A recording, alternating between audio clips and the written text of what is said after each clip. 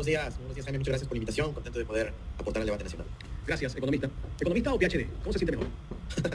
Bueno, yo con Andrés me siento contento, pero sí, ya tengo el título a mi haber y bueno, es un orgullo también para mí. Felicitaciones, economista Andrés Arauz. Bueno, ahora PhD Andrés Arauz. Bueno, hablemos de lo que está viviendo el Ecuador. ¿Usted cree, economista, que la muerte cruzada es la salida a la crisis que vive este país? Mire, yo desde hace varios meses llamé a que se aplique la muerte cruzada, pero utilizando el 130.2 de la Constitución, que es el artículo que le permite a la Asamblea ir al presidente e irse a la casa, pero primero que se vaya el presidente. Y mira que los resultados nos demuestran de que esa era en efecto la salida, ¿no? El haber pasado por un tortuoso camino del juicio político, lo único que hizo fue desperdiciar el tiempo de los ecuatorianos. Evidentemente la culpabilidad de Lasso, reconocida por el hecho de que él mismo pide la muerte cruzada, pero creo que estamos desperdiciando tiempo valioso. Y ahora nuevamente Lasso se prevé que se quede aproximadamente 6 meses más. En 90 días se realizará la primera vuelta electoral, pero luego hasta que se declaren resultados tiene como 3 meses más después de eso. Yo no sé si el país todavía puede aguantar 6 meses más a Guillermo Lasso. Así que yo creo que la muerte cruzada es un paso en la dirección correcta en ese sentido, pero ahora necesitamos que Lasso renuncie, es decir, que ya deje el gobierno para que no sea nuevamente una amenaza al pueblo ecuatoriano, a la ciudadanía, con los decretos, leyes y las medidas que puede expedir. Cada segundo que pasa en el gobierno de Lasso es un segundo desperdiciado, desaprovechado por el pueblo ecuatoriano para poder tener esperanza y una oportunidad. El presidente. Soy el de Ravira. Soy la hermana Palma Reyes. Soy la hermana Ábalos Latín y somos los misioneros. Venimos de todas las partes del mundo. Miami, Francia. El presidente Guillermo Lasso en CNN dijo el día de ayer que declaró la muerte cruzada porque tenían listo un plan macabro, que primero iban por él, luego la fiscal, el procurador, el contralor y el retorno del expresidente Rafael Correa. Esto de esta manera está justificando que declaró la muerte cruzada. Lo que hace Guillermo Lasso con esas declaraciones es confesar de que no tenía una verdadera intención de darle una salida democrática al país, sino que en efecto está dando un golpe de Estado, y de que todo su justificativo que apareció en el decreto ejecutivo es falso.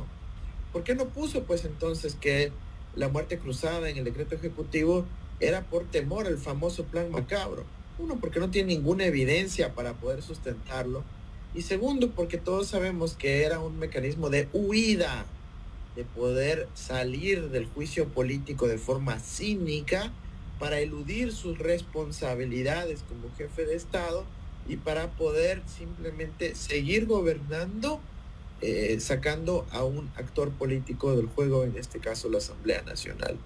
Yo creo que Lasso ha hecho una gravísima confesión en las declaraciones en CNN, y además muestra un temor terrible, ¿no?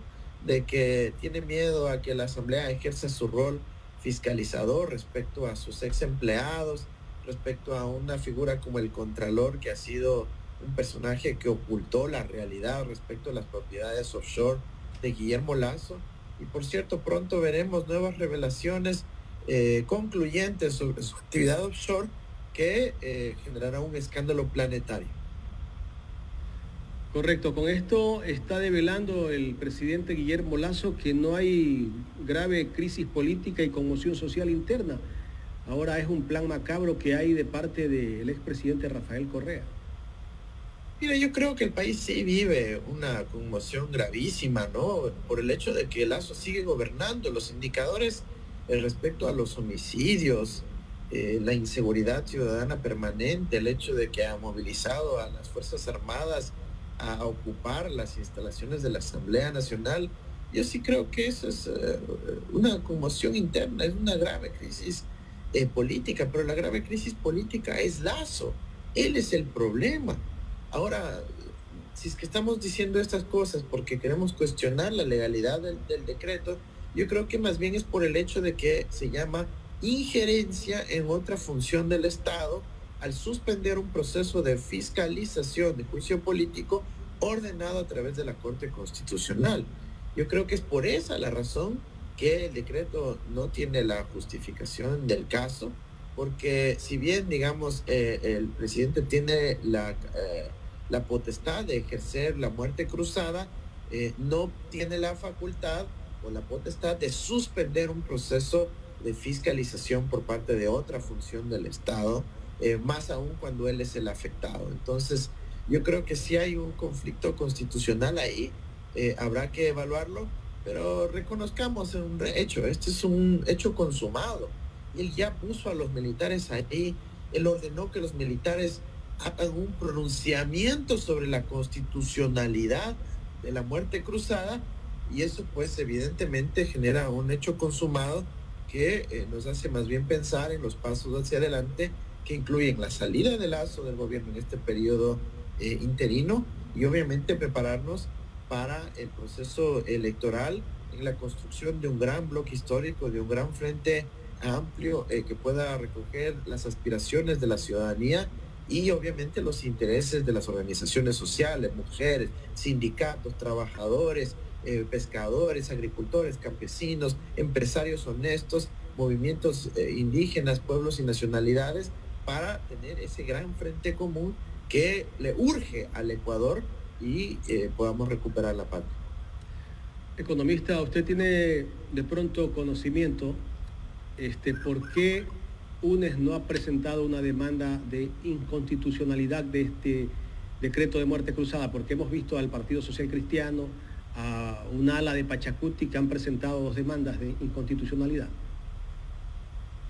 Mira, primero porque ya hay otros actores que lo están haciendo, incluyendo el expresidente de la Asamblea Nacional, Virgilio Sequicela. Yo creo que hay suficientes actores que están actuando respecto a aquello. Pero segundo, porque nosotros creo que tenemos una posición mucho más realista, ¿no? Y es que es un hecho consumado y mal o bien la muerte cruzada y el adelanto de elecciones, el proceso de elecciones extraordinarias, da la posibilidad al pueblo ecuatoriano de pronunciarse democráticamente. Más bien los esfuerzos deben estar en evitar que los decretos leyes atenten en contra de los derechos de los ecuatorianos y que el proceso electoral pueda avanzar ejecutivamente, rápidamente, sin trabas por parte del Ejecutivo, sin que el Ministerio de Finanzas se niegue a darle el presupuesto al Consejo Nacional Electoral, evitando de que Guillermo Lasso se interponga en el proceso normal de las elecciones y obviamente ojalá acelerando la salida de Lasso del gobierno, porque Lasso es el problema principal que tiene el país según las encuestas de opinión. ¿Hay alguna posibilidad de que el economista Andrés Arauz sea candidato a la presidencia de la República? ¿Qué le ha dicho su partido? Mira, nosotros tenemos la posibilidad de terciar a la interna de nuestra organización política de forma democrática, participativa. Yo soy un soldado del progresismo latinoamericano, yo tengo mis convicciones absolutamente claras, por lo tanto yo estaré donde se me asigne. No tengo una aspiración personal de liderar una candidatura, sino de poder servir a mi pueblo en el lugar que se me asigne. Ahora, abocado a los temas de la integración regional, en una serie de otros proyectos que tienen impacto transformador en las finanzas globales, pero el país sabe que puede contar conmigo si es que esa es la decisión colectiva a la que se llega. Yo soy absolutamente orgánico y no tengo ninguna aspiración personal en ese sentido. Hace pocos días se divulgó una encuesta donde estaba el expresidente Rafael Correa en una posibilidad de ser candidato y estaba el economista Andrés Arauz. En esa encuesta los dos ganaban la presidencia de la República, pero con mayor fuerza el economista Rafael Correa y seguía el economista Andrés Arauz. Sí, absolutamente. Todos reconocemos el indudable liderazgo de Rafael Correa que tiene en el Ecuador y en América Latina, ¿no? Rafael Correa es un ícono de la historia y evidentemente tiene un peso político enorme.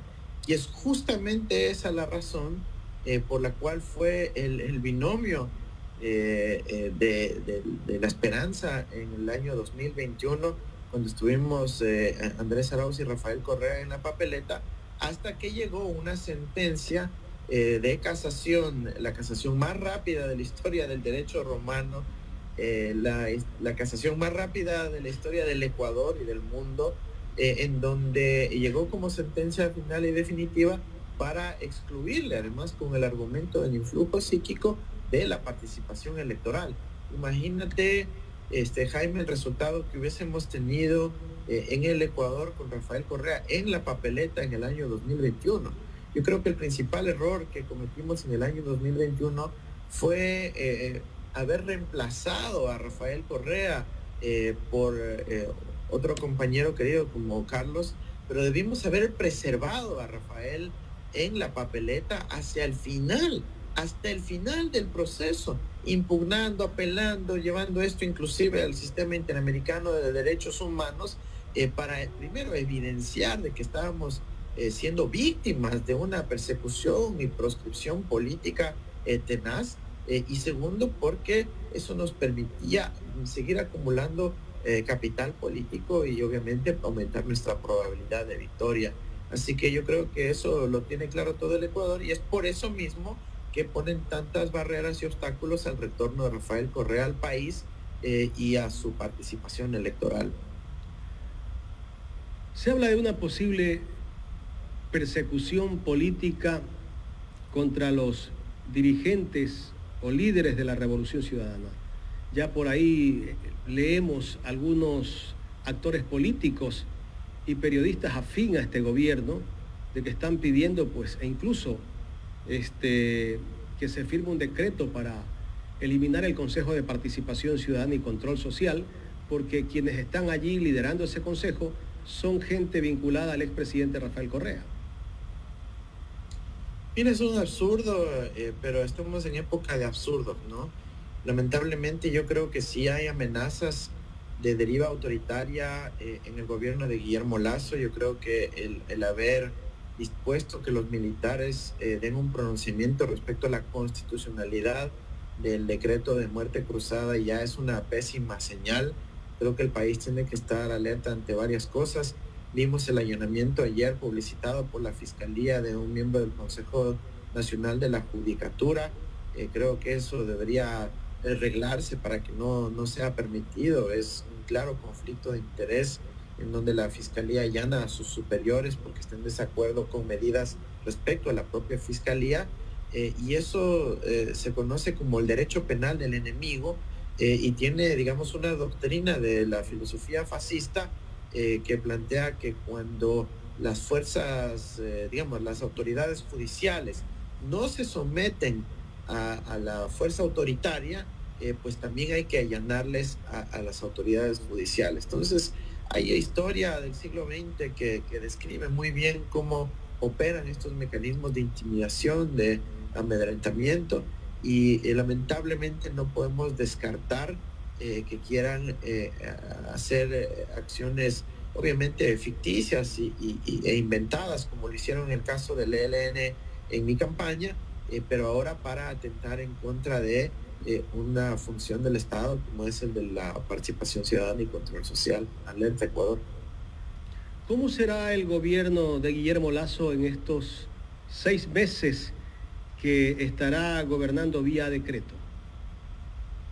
Mira, seguramente como están tan desconectados de la realidad de los ecuatorianos, pensarán que tienen un juguete nuevo que se llama decreto ley y que pueden disponer con su mera autoridad, imponer, ¿no es cierto?, sus leyes neoliberales, sus, digamos, aspiraciones sobre gobernar al Ecuador a la medida del bolsillo del Banco de Guayaquil.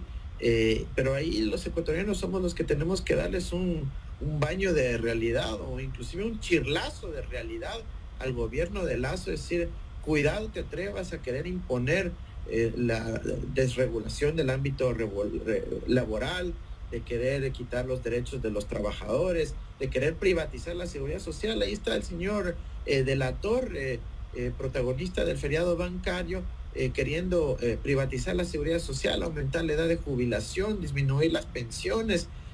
¿Vamos a aceptar eso realmente los ecuatorianos con un decreto ley? ¿O estaremos ahí firmes con la Constitución en la mano y en las calles actuando para impedir ese tipo de medidas? Yo creo que hay que darle un buen chirlazo de realidad a Guillermo Lasso para que no se atreva a querer expedir estas medidas con juguete nuevo llamado decreto ley. Pero la Corte Constitucional tendrá el control de todos los decretos. O sea, no es que va a gobernar con decretos que a él se le antoje. Ahora hay que ver si esa Corte estará a favor de quien está gobernando en este momento. Mira, la Corte tiene la competencia de evaluar 3 criterios. Si es que el proyecto de ley es económico, obvio. Si es que es urgente, fácilmente justificable. Y si es que no es inconstitucional. Ahí es donde podría haber un poquito de análisis mayor y sobre todo de mi esperanza y ojalá un llamado a la ciudadanía para que esté también atenta a la labor de la Corte. Lo mejor que puede hacer la Corte es recibir el decreto de Lasso y ponerse a estudiar a fondo la cuestión, demorarse unos 6 meses por lo menos, ¿no es cierto? Porque son temas profundos que en una asamblea se demorarían al menos 90 días de análisis con 137 legisladores más sus asesores. Imagínense, los pobrecitos jueces son apenas 9, poquitos asesores.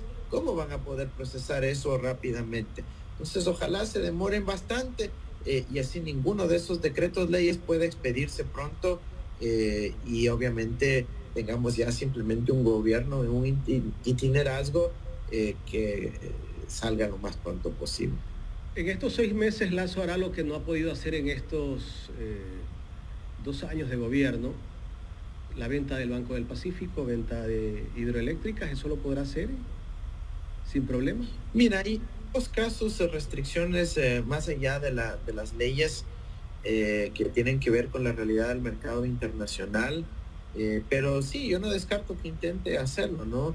Por ejemplo, el ministro de Energía también ya dijo que va a mandar un nuevo decreto ley para cambiar las leyes eléctricas, las leyes petroleras, las leyes mineras, supuestamente para facilitar la inversión privada, pero eso debe entenderse como privatización.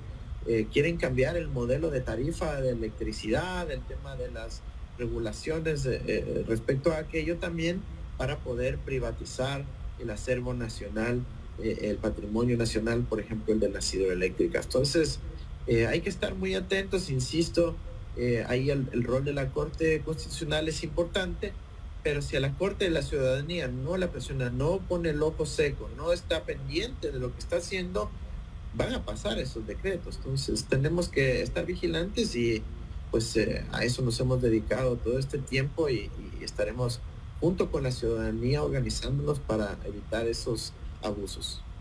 El ministro de Economía ayer dijo que en 6 meses van a hacer lo que tenían planificado hacer en 2 años. O sea, quiere decir que el obstáculo para gobernar, para hacer el trabajo que ha querido hacer el gobierno, ha sido la Asamblea. De esa manera lo justifica. Es una ridiculez, me parece que hay que reírse en la cara del ministro de Finanzas. Ellos lo que han estado es sometidos a un programa del Fondo Monetario Internacional que hizo todo lo contrario a lo que se debería haber hecho en una economía post-pandemia. Imagínense, en la pandemia la economía se contrajo significativamente, más de 10 puntos del PIB. Cualquiera que llegaba al poder, si tenía algo de racionalidad, de corazón, de alma y amor por los ecuatorianos, pero también lógica macroeconómica, lo que tenía que hacer es una inversión muy fuerte con emergencias y urgencias para poder recuperar el sistema educativo, poner a los chicos de nuevo a las escuelas. Imagínense, tuvimos una tasa de abandono escolar enorme, de casi el 50%, y todos los jóvenes que habían salido de las escuelas y de los colegios en la pandemia ya no volvieron, ¿sí? Entonces, ¿qué pasa? Eso se deriva en delincuencia, en inseguridad, en material, digamos, disponible para las pandillas y el crimen organizado. Y en el Ecuador no se hizo nada respecto a la emergencia educativa, no se hizo nada respecto a la emergencia en telecomunicaciones, no se hizo nada respecto a la emergencia en salud pública, no se hizo nada respecto a la necesidad de recuperar la economía nacional poniendo dinero en el bolsillo de las familias ecuatorianas. Entonces las consecuencias están...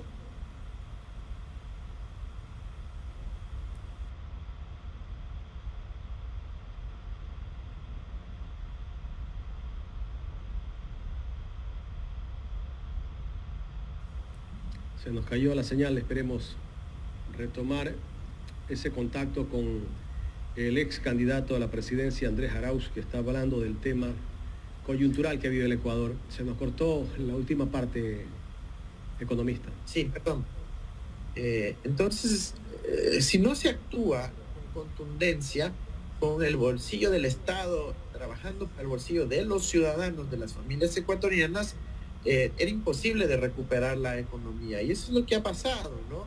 Y ahora que el señor el ministro de Finanzas diga que en 6 meses van a poder hacer todo aquello, es risible, es lamentable, es un insulto a la ciudadanía, y pues ya lo veremos muy pronto que se trató simplemente de un mal chiste, y ojalá pronto superemos a estos ineptos y poco patriotas que no quieren a su pueblo y se están burlando del mismo. Economista, esos impedimentos que tenía el gobierno que solicitaba la Asamblea, me imagino que un pedido que hizo el gerente del Banco Central al presidente, y me imagino que eso iba a ir a la Asamblea, para entregarle un incentivo tributario a los bancos y las grandes empresas que tienen créditos en el exterior y que esos intereses les han subido. Estaban solicitando casi que cerca de 300 millones de dólares en incentivos tributarios. ¿Ahora se podrá concretar, economista? Mira, claro que se va a concretar, y de hecho sigue ese proceso porque no se necesitaba la Asamblea. Era suficiente con una medida de la Junta de Regulación Financiera para poder aumentar el umbral de la tasa de interés permitida y de esa manera facilitar la fuga de capitales hacia partes relacionadas, partes vinculadas y fondos en el exterior que supuestamente prestan a los bancos ecuatorianos. Es solo un mecanismo más de evasión de impuestos. Y claro, el Banco Central y la Junta Financiera, todos puestos por Guillermo Lasso, para trabajar para el Banco de Guayaquil y su banco privado, y ahora también otros banqueros que están dentro del gobierno de Lasso, se van a salir con la suya respecto a aquello. Los ecuatorianos tenemos que estar muy alertas. Vale recalcar que el banco de Lasso, solo en los primeros 4 meses de este año, estoy hablando del 2023, de enero a abril, ha reportado ya 42 millones de dólares en ganancias en utilidades. 42 millones de dólares en ganancias y utilidades.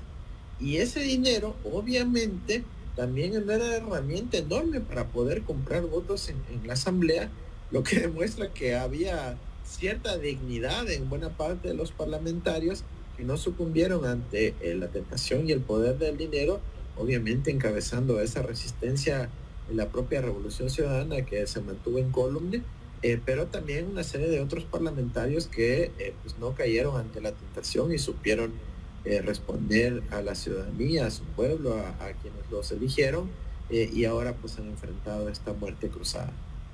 ¿Por qué los bancos, cuando les va mal, tienen que recurrir al papá Estado para que les entregue un incentivo tributario?